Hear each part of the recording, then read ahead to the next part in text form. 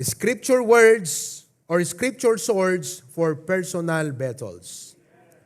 Dagiti espada nga iti sa utiapo, which is the Word of God, nga masapol nga iduyok tayo, iti biyag tayo, gapo kadigitoy nga personal battles, uno personal struggles.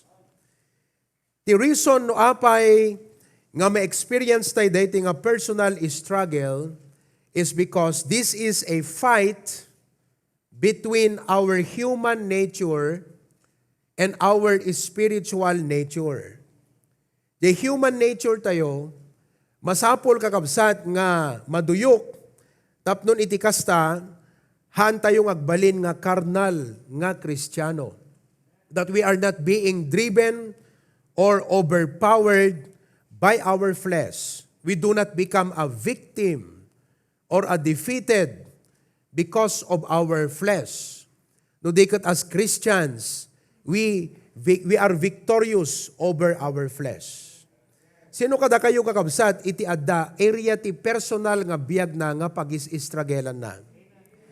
Now, I am going to mention all of these things, yet perhaps as I go along, ma-identify and makitam to ti bagim, noan niya iti struggle mo ti biyag mo. Perhaps there are some problems in your human nature, ngahan mo ipagarup, nga DJ gayam ket dapat nga maikat ken ka. You thought it's just a normal thing.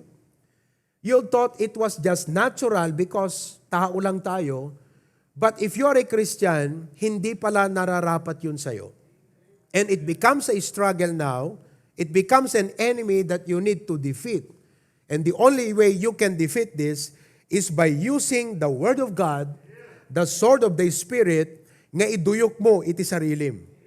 I am not saying that you get a literal sword, but you use the verses, these verses of the Word of God, nga isut pang kontram kadayjay nga sumken king ka, nga nainlasagan, nga aramid.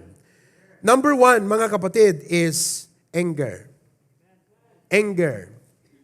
The Bible says, kuna tinasantuan nga surat, which should serve as our guideline, wano isu iti alad ti biyag tayo is, in Ephesians chapter 4, 26 to 27, be ye angry and sin not. So, I told you last time, there are two struggles. One, they hanamot agunget. Di may ikadwa, they jay subrat panagunget. The person whose struggle is, gaputahan namot agunget, so nothing good happens. Di jemot may isa, or he becomes a compromising, or, dede ko natin very accommodating because awan iti disiplina nga may pakat. But on the other hand, here comes a man who gets easily angry, easily irritated, kat han na makontrol kakabsat iti bagina. Han na makontrol iti sarili na, that's okay. Han na makontrol kakabsat iti sarili na, ket, he will sin. Agbasol iso na kakabsat. Gapo ka deto yung temperament. Uncontrolled temper. And ti design, ti kaya ti apo ka tayo kakabsat is temperance. It means that even when we get angry, our anger is under our control. Be ye angry and sin not. And God has a reason for telling that to us. Well, I believe basically, because of our testimony. Kaya ti apo nga napintas ti testimonyo tayo. Di ba? Eket, namakpay kakabsat no, nakapaspas nagte makigimong. Ngam no, ijebalbalay tayo got no, aggaapa tayo got, agsautay pa iti dakas ang kadaamin. So, naperdi tayo testimonyo tayo. So, ana iti iduyok mo iti sarili. Be ye angry and sin not. And then the next statement says, let not the sun go down upon your wrath. So, if you are struggling with anger, if you're struggling with uncontrolled temperament, DJ, hamo makontrol ti bagim kabsat no agpungtod ka, then this is the verse that you need to tell yourself, stop, because God said, let not the sun go down upon your wrath. So, meditate on that verse and let that verse destroy the rule of anger in you. May ikadwa kakabsat that we need to face is anxiety. or worry about the future.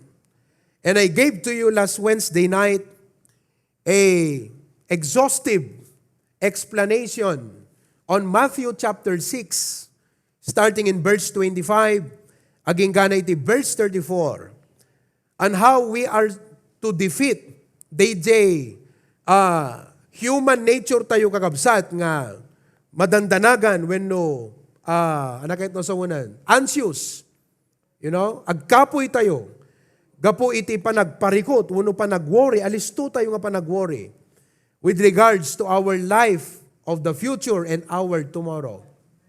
Nga, di sobra nga panagworry tayo kakabsat, maparalyze tayo. Hante may turturog, adadadigiti, banag nga kumbaga affected kakabsat, DJ. Panagbiag tayo, gaputahan tayo ma-overcome, DJ. Napalaos kakabsat nga panagworry.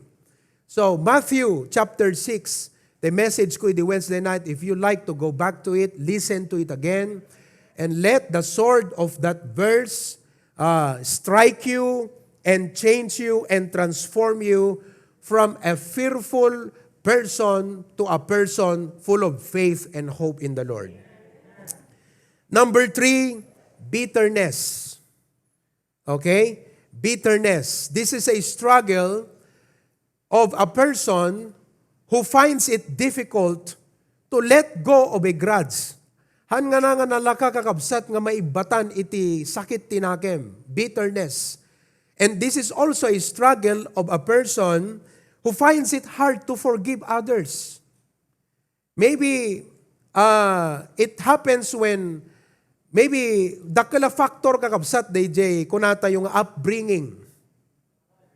When we grow in an environment that we were always bitter about things, bitter about others, bitter about situations, we have not learned how to let things go and to forgive, mga kapatid. So, nagbalin, may i-carry, o rin na save ka, i-carry-carry DJ kasjay nga, kaslang spirit or ugali kakabsat.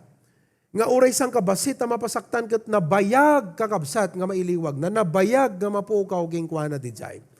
So if you're struggling with bitterness, then you need to use this sword to confront your human flesh. Konfrontarum ti sarilim kat kunam. In Luke chapter 6, we find a man who came to the Lord Jesus Christ and said, Lord, how many times should we forgive our brother nga mang-offend kada kami? 7 times? We know that the Jewish custom, 3 times is already quite big for them every day. Mamitlo nga pakawanam di makabasol king ka. But he said 7 times. But the Lord Jesus said no. But 70 times 7. So that person went away because it was difficult for him to obey what the Lord was saying. But as people of God, go home and reflect on it. Kat kunam, Lord, I must not be carrying grudges in me. Baka dadapelang daldalhan nyo kakabsat nga saksakit tinakem. Gapo kadagiti naglabas nga paspasamak, hurts, and things that people did to you, words that you heard that has affected you deeply, and the wound is still there. Don't just close it and say it will just heal naturally. No, you need the sword of the Spirit. Apply it into your heart. And say, God, that it is I must forgive. Give me the grace to forgive. So, tatakakabsat, tututubon nyo, ti set up na ti lesson tayo kat kastoy. For every struggle, ada iti command ti Apo nga isot dapat aramidem. So now you are in a situation when you have to choose. Will I choose deto'y human flesh ko? When usurutak deto imbaga iti Apo. And as a Christian, that is when you begin to quote the scripture in your prayer. That's how you fight spiritual battle eh. Iso nga itad ko kadakay dito nga scriptures, tapnon umuna ti amin, ma-realize mo't bagbagim nga madiday jay nga dagang ka. And secondly, usaram di nga scripture nga ikararag mo. Don't just say, Lord God, I'm struggling with bitterness. That's not how you pray for it. Ang sabihin mo, Lord, I'm struggling with forgiveness. Kasi yun ang sinabi ng Bible, forgiveness ti dawatem ti Apo. Give me a forgiving heart.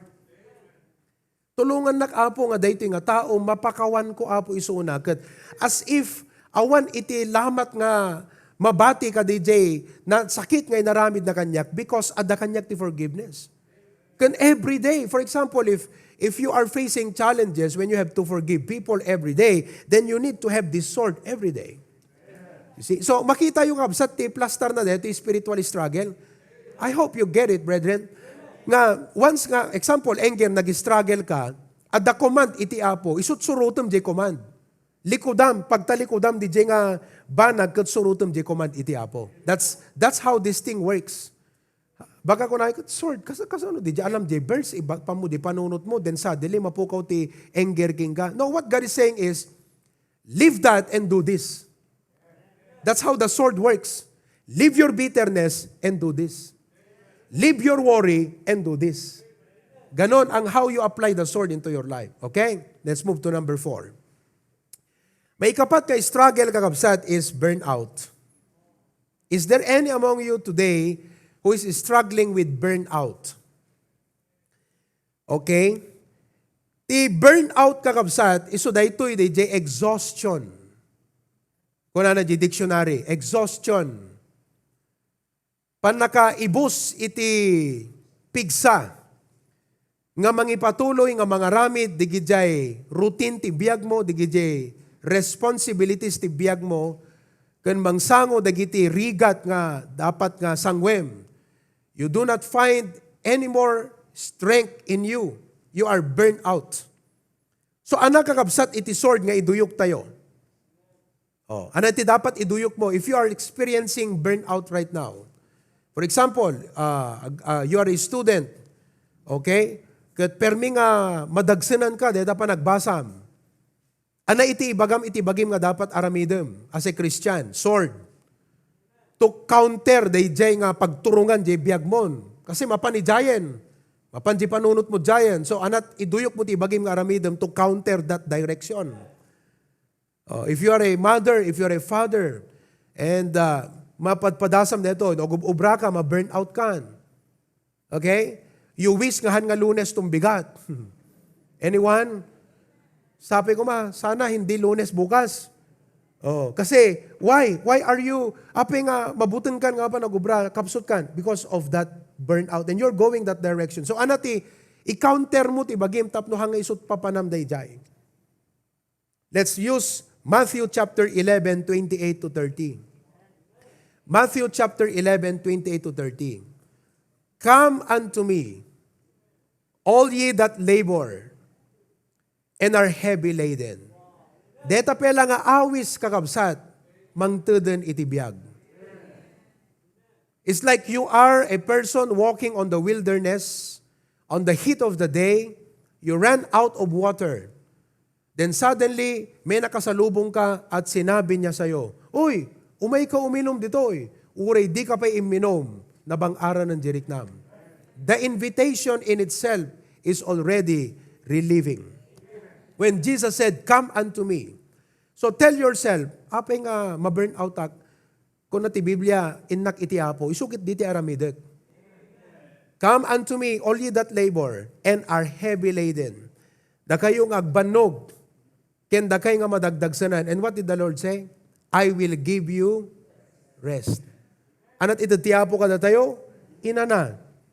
That means bangar. That means if you are going to rest when your body is in a resting motion, you are regaining strength. No tibagim ket naturog kakabsat, it's time to repair, it's time to regain, it's time to reinvigorate. Okay? Mapasublimon, naturog ka iso nga di pa naturog mo trabi ket dakkala banag dijay nga pangrugyanam for the following day. So when you are experiencing burnout right now, this is the verse that you should tell yourself, this is what you do. Dito iti aramidem. Go to the Lord and express your heart to Him, but they that wait upon the Lord shall renew their strength. They shall mount up with wings as eagles. They shall run and not be weary. They shall walk and not faint. You will be in a better position nga mangsango dagiti aramidem itang alawas if you will obey this verse. You will be in a better position. So tonight, if you find something in you telling your own self, I wish tomorrow is not Monday. And that means something like, ay, mabalin dyan, pala kahit mapanagubra, I'm tired. And you know what? It's normal to be tired. Humans tayo eh. Natural di mabanog. One great man said, the world is run by tired people. Do you know that? The world is being run by tired people. So if you feel like, I'm tired, am I the only person getting tired like this? No, you are not the only person. Because the world is being run by tired people. You ask President Duterte, is he not tired? Kita nyo lang, di pa nag-speech ng kakabsat, hindi ba siya pagod? Yung ating governor, bata pa yan, marami siyang mga alala at kasama, pero napapagod din yan. And of course, he will appear dyan sa media and he will give instructions, but there are times, agrelaps kakabsat, digijay, ibaga na because he's already tired. The world is being run by tired people. You ask the CEOs, ilang oras ang tulog niyan gabi-gabi? Comfortable na sa kanila yung 4 hours. That's already a luxury to them. Those people who are working at the office. So the world that is going on and on, I'm talking about the system, the economy.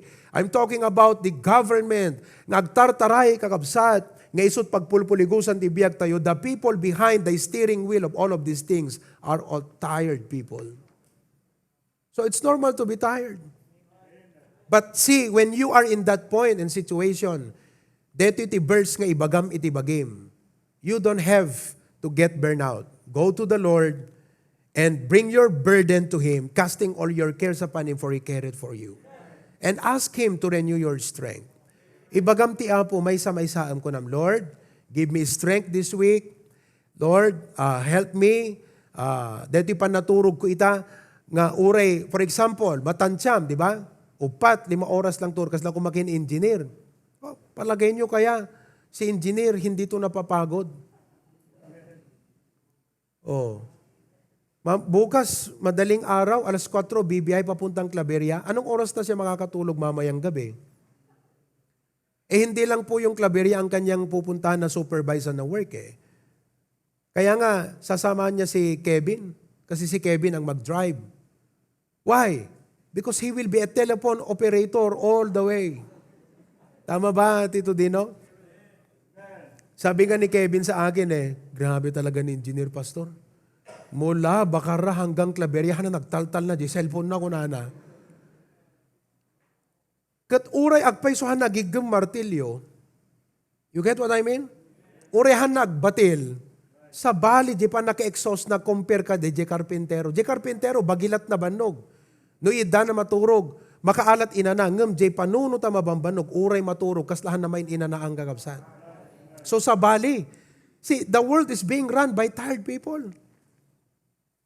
Oh, the leadership of the church, the leadership of every company being run by tired people. Kaya nagpintas dito message ni Pastor Jun Bigat, how you support your pastor. Know him. Maunawaan mo yung ganyan. You see? No alas 10, alas 11 maturog, makaturog. No makaturog, sa bagay na imas turturog ni engineer. Amen? Isang mo ti-gift ngayon ito, tiyabo kayo ko na talent. See? Alas 11, 12, 1, 2, 3, 4. See? That's only 5 hours. And if you are always mentally working every day, 5 hours is not enough to repair the cells in the brain. Talaga kakabsat nakabambanog. And the whole week, iso nga, tata, para king ka dito dino, burn out. So ana iti iduyok mo iti bagim. Haan nga dete, sigilatan, sigitay latang nga siging kakabsat. Masapula, the birds nga dete, ipalagipot bagim every now and then. Isot aramidem. You know? Come unto me all you that labor. Even Elijah got tired. You know that? After a significant victory in Mount Carmel, imagine. Kalkalpas lang ti balaygi kakabsat. You know, when the fire came down from heaven after he prayed, kat nadamag ni Jezebel. Kuna nagat pisang-pisangan ka kuna ni Jezebel. I will slay you, I'll kill you. And he ran away for his life. In 1 Kings chapter 19, makita yung dijeng account. Kat in that case, mga kapatid, he began to depreciate his worth. After a victory, naaramat ti Apo isuna, how come nga everything suddenly changed, not just after a day, but after just few moments. Yung sabi nga sa, a few moments later. Di ba? Kakatapos lang yung tagumpay, bumaba ang apoy, but a few moments later. Sabi niya, Carlo, di ba? Tumatakbo na si Elijah. And then the Lord said, what are you doing here, Elijah? He complained to God. Dinipreciate na di word na, wala akong kwenta. Let me die. See, that's the word. Matayak kumang kunana, he depreciated his worth. Samantalang very significant ang paggamit ng Diyos sa kanya. After makarinig siya ng isang negative, biglang ganun ang damdamin niya. What do you call that? That's burnout. And then he began to underrate his work. Parang tingin niya sa kanyang ginagawa, walang kwenta, walang significance. You see that? Sabi niya, walang kwenta yung nagawa ko, underrate his work. He began to exaggerate the problem. He began to exaggerate the problem. And so the Lord answered him, don't worry, I have 7,000 people who did not bow down upon Baal. Pinakain pa siya ng Panginoon, di ba? Natulog siya, nag-rest siya. So, normal ang ma-burn out. But praise the Lord, He does not despise us when we come to Him. Saan na ka nga dete, laison wano, han na ka nga dete, kaslang, dete, amom DJ, langang umasidig ka pe, langgat hamukait asidgan kasi kaslang agalangan ka. Awan pa nagalangan mo kasi isut na ngawis eh. Come unto me, all ye that labor, heavy laden, I'll give you rest. So if you're being burned out right now, use this verse to lead and guide your life unto the Lord. Number 5, mga kapatid, na personal struggle is complaining. Complaining. Panagreklamo. Or murmuring. Panagriri. It happens at times in the home, no digiti anak, mautusan, anong sasabihin? Siyak manan. Di ba? Siyak manan. Siyak man ti bigatan. Islang kumano, kunada gat, hintay manganan. Mangan manan. Pambira, no? Wow. Dokso yung buhay mo, ah. Okay? But alam nyo ba mga kapatid kung gaano galit ang Diyos sa murmurings in Numbers chapter 11? Let's just look at it for a while. Numbers chapter 11 verses 1 to 3. Matindi to eh. Okay? Numbers chapter 11 verses 1 to 3. And when the people complained, it displeased the Lord. And the Lord heard it, and His anger was kindled. Tigayam managriri kakabsat nga espiritu ket sinjan na tipungtot ni Apo Diyos. And the fire of the Lord burned among them and consumed them that were in the uttermost parts of the camp. Inkisap ti Apo ida nga pinuuran. Agasam di jay? Apo nga nga pinuuran ti Apo kasi hana kay ti Apo nga dakakasta nga nailalaog iti nagbabaetan da. And the people cried unto Moses, and when Moses prayed unto the Lord, the fire was quenched. And he called the name of that place Tabera, because the fire of the Lord burned among them. Nagbuto nga kakabsat. That only shows nga ti Apo han nakayat iti complaining spirit. Amen? So, ana iti verse nga dapat pang duyok tayo kakabsat. Instead nga complain tayo. Ana ti verse nga ibagata iti bagi tayo. Palagip tayo. Philippians chapter 2, 14 to 15. Philippians chapter 2, 14 to 15. Do all things without murmurings and disputings. Anat Ilokano't murmurings? Panagmarmaring. Kala nyo, panagtanabutob. Ilokano't murmurings, panagmarmaring. Yeah, that's true. That's an Ilocano. Agmarmaring. Okay, panagtanabutob. Okay? So, without murmurings and disputings. 15. That ye may be blameless, tapno awang pakapilawan nyo, and harmless, the sons of God without rebuke in the midst of a crooked and perverse nation, among whom ye shine as lights in the world.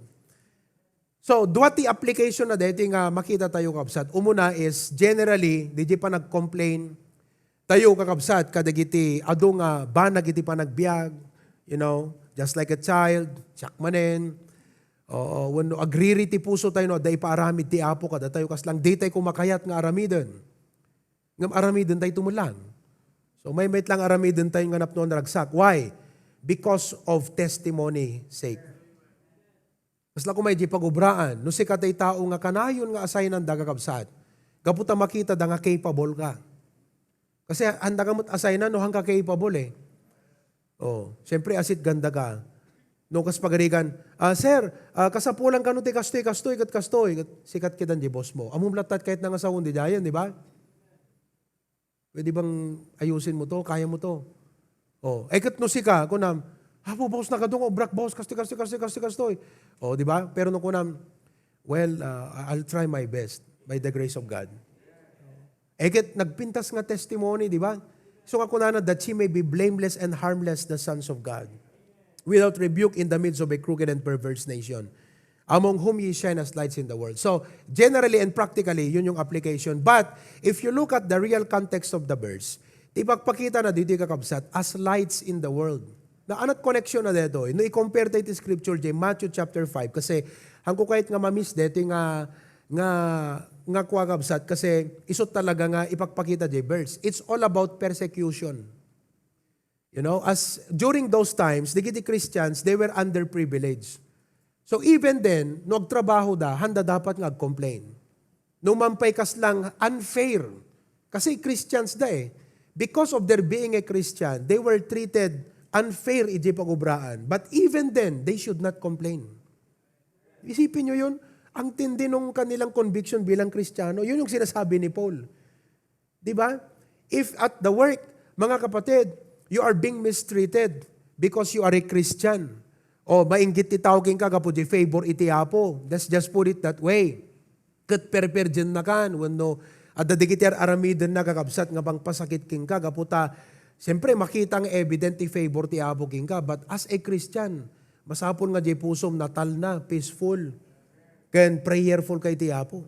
Kasi no i-relate mo dito di Matthew chapter 5, as I close mga kapatid, makikita nyo sa Matthew chapter 5. Can you go to Matthew chapter 5? Okay? Kasi testimony dito, ipagpakita na dito eh. Blessed are ye, verse 11, when men shall revile you, and persecute you, and shall say all manner of evil against you.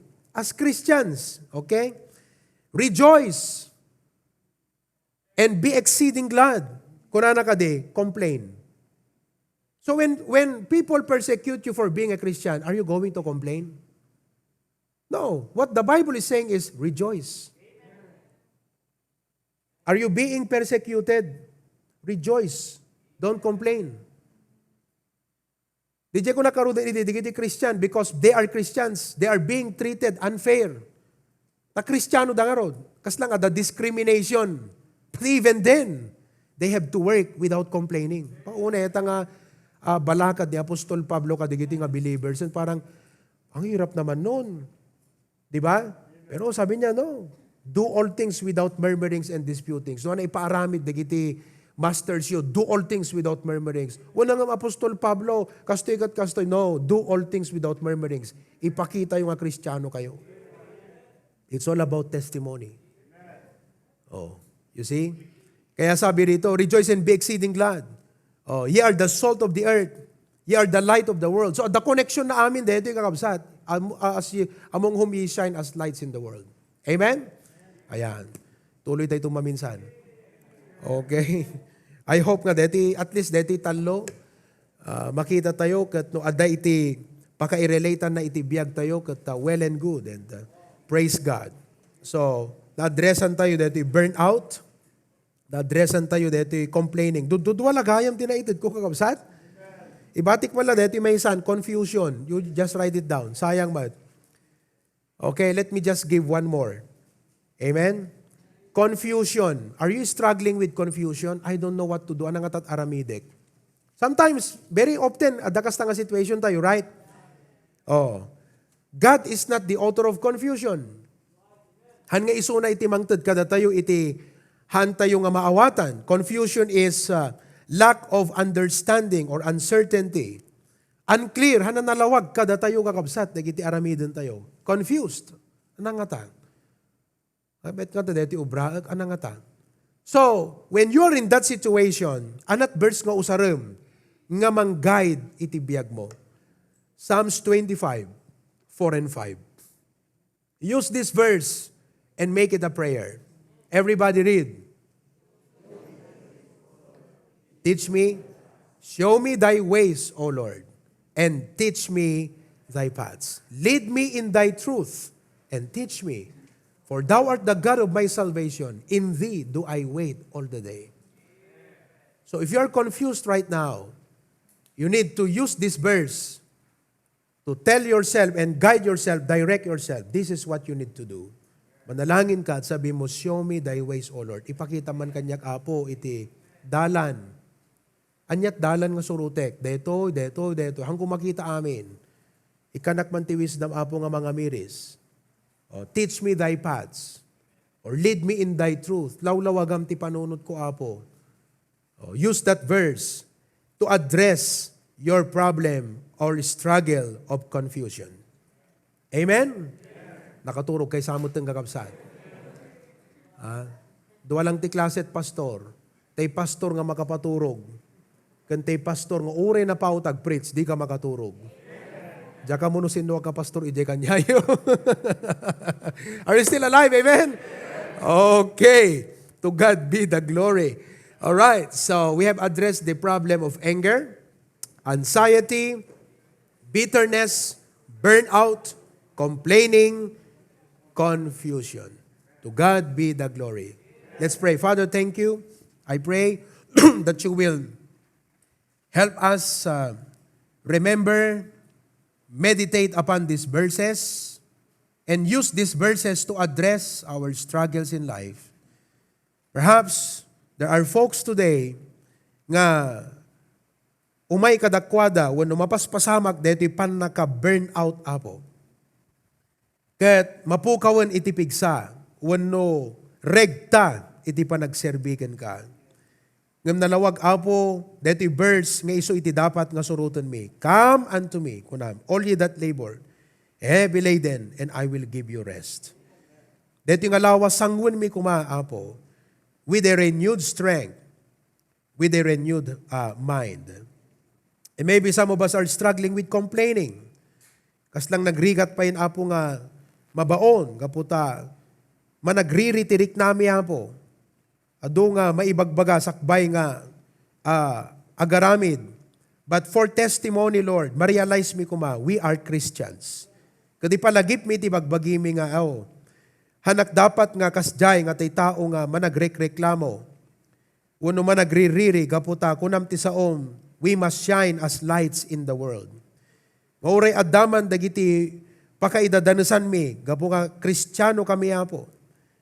As po ganyan school, dagiti mestra, ket adda dagiti maibagada, gaputa, adda dagiti sami nga aramiden, kahit panagsala, ganda dumapay nga participations. And makangeg kami apo, masapol nga peaceful ti puso mi, hang kami apo nga dete managriri.